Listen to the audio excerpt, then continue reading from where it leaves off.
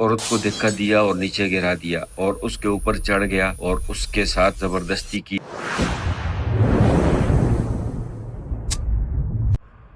ایک بار حضرت عمر رضی اللہ تعالیٰ عنہ ملک شام کے دورے پر تھے کہ ایک یہودی آیا اور یہ شکایت کرنے لگا کہ میرا سر زخمی کر دیا ہے ایک مسلمان نے۔ حضرت عمر رضی اللہ تعالیٰ عنہ کو بہت غصہ آیا۔ انہوں نے حضرت صہیب رضی اللہ تعالیٰ عنہ کو بھیجا کہ جاؤ اور پتہ کرو کہ یہ کام کس نے کیا ہے اور اس کو میرے پاس لے کے آؤ۔ حضرت صہیب رضی اللہ تعالیٰ عنہ کو معلوم تھا کہ یہ کام کس نے کیا ہے، لہٰذا وہ گئے اور حضرت مالک بن اشجعی رضی اللہ تعالیٰ عنہ کو بتایا کہ آپ نے جس یہودی کو مارا تھا اس کی شکایت حضرت عمر رضی اللہ تعالیٰ عنہ کو مل گئی ہے، لہٰذا آپ حضرت معاذ بن جبل کے پاس جائیں اور ان سے یہ کہیں کہ وہ حضرت عمر رضی اللہ تعالیٰ عنہ کو اس کی سفارش کریں۔ چنانچہ معاذ بن جبل حضرت عمر رضی اللہ تعالیٰ عنہ کے پاس گئے۔ حضرت عمر رضی اللہ تعالیٰ عنہ نماز پڑھ رہے تھے، نماز سے فارغ ہوئے تو انہوں نے پوچھا صہیب کہاں ہے؟ صہیب دیکھا تو بیٹھے ہوئے تھے۔ ان سے کہا کہ کیا تم اس شخص کو لے کے آئے ہو جس نے اس کا یہودی کے ساتھ ایسا کیا ہے؟ تو انہوں نے کہا کہ آپ معاذ بن جبل آپ کو بتائیں گے ساری بات کہ یہ کام کیوں کیا ہے اور کس نے کیا ہے۔ حضرت معاذ بن جبل حضرت عمر رضی اللہ تعالیٰ عنہ کی خدمت میں حاضر ہوئے اور کہنے لگے کہ آپ پہلے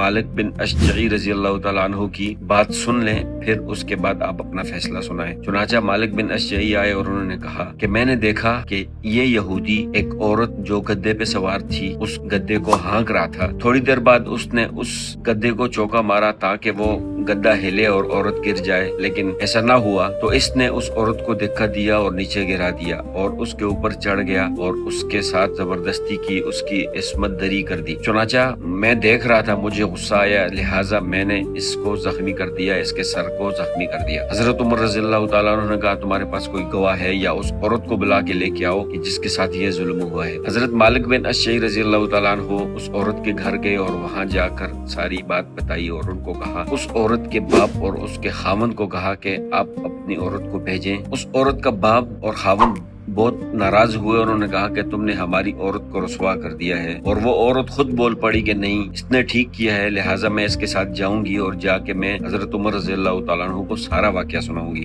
تو اس عورت کا خاوند اور باپ انہوں نے کہا کہ نہیں، تم نہیں جاؤ بلکہ ہم خود جاتے ہیں، ہم سے یہ سارا واقعہ خود سنائیں گے۔ چنانچہ یہ دونوں آئے اور حضرت عمر رضی اللہ تعالیٰ عنہ کو اس عورت کے بارے میں پورا واقعہ بتا دیا۔ تو حضرت عمر رضی اللہ تعالیٰ عنہ کو بہت غصہ آیا، انہوں نے اس یہودی کو اسی وقت سولی پر لٹکا دیا اور پھر یہودیوں کی طرف متوجہ ہو کر کہا کہ کیا ہم نے تم سے صلح اس بات پر کی تھی کہ تم ہماری عورتوں کے ساتھ زنا بالجبر کرو، تم ہماری عورتوں کی عصمت دری کرو؟ ہم نے تمہیں اپنے اسلام کی وجہ سے امان دی ہے۔ اور پھر کہتے ہیں کہ سب سے پہلے جو اسلام میں جس شخص کو، جس یہودی کو سولی پر لٹکایا گیا تھا، وہ یہی والا یہودی تھا، یہی والا کافر تھا جس کو سب سے پہلے سولی پر لٹکایا تھا۔ وہ